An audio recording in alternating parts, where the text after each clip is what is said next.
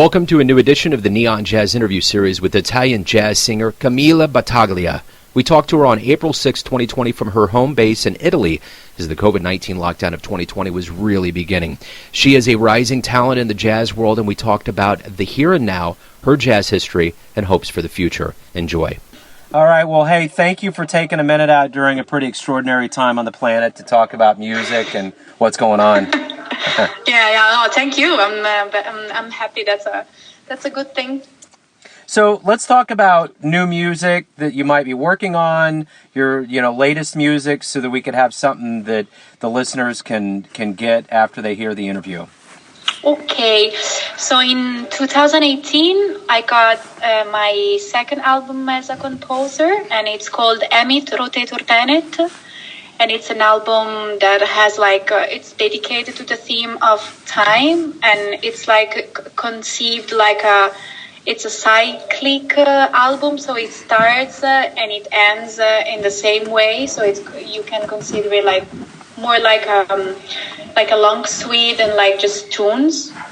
And it's with Michele Tino on alto saxophone, Andrea Lombardini electric bass, and Bernardo Guerra on drums. And we had special guest Ambrosa Kinwazir on trumpet on 3 tunes.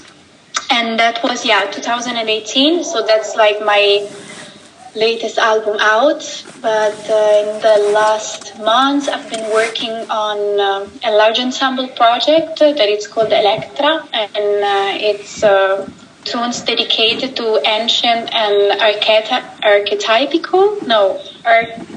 female figures from history and ancient Greek history and myth too. And we are going to release a single tune in middle June, the beginning of the summer.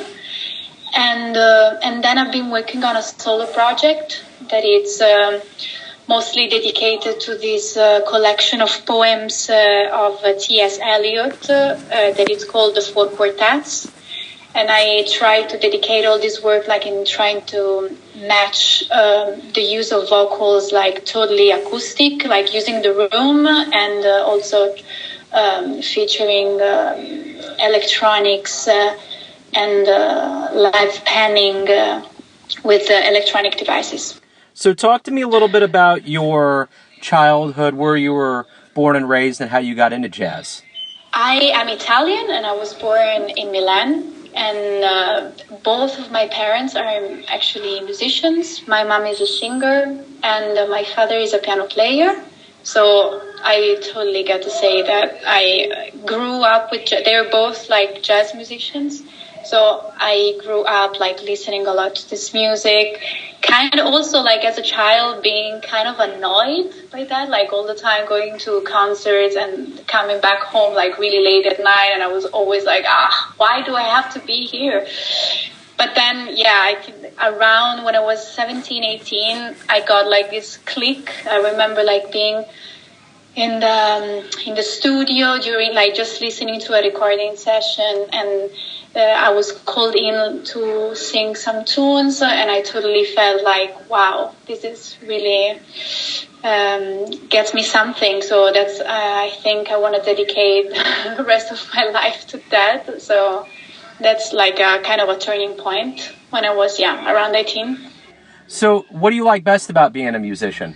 For me, music, it's the best way I can approach reality.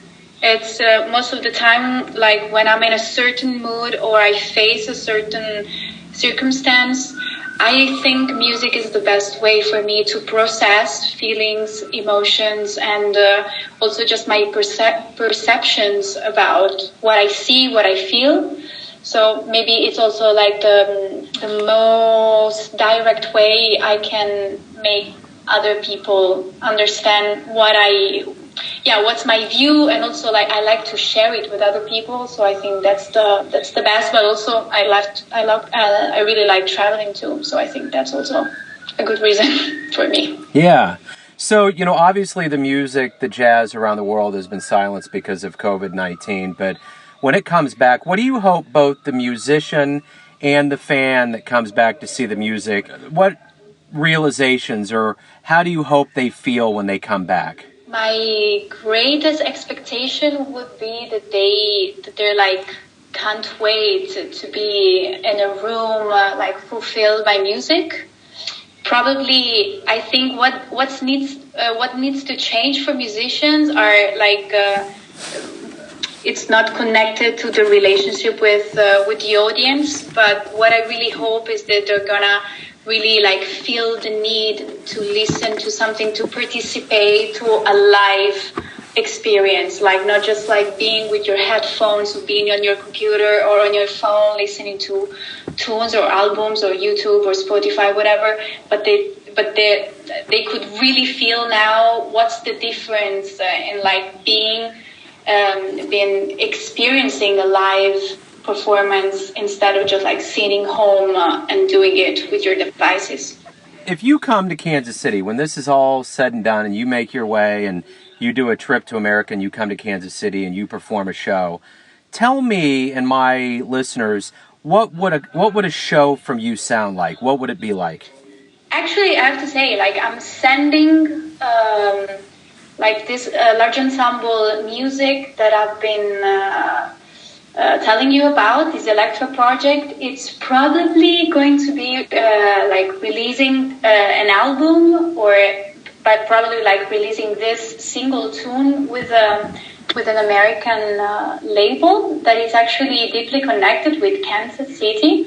So I really hope one day maybe we can come with this band. We are 11 people, so it wouldn't really be super easy, but that would be great.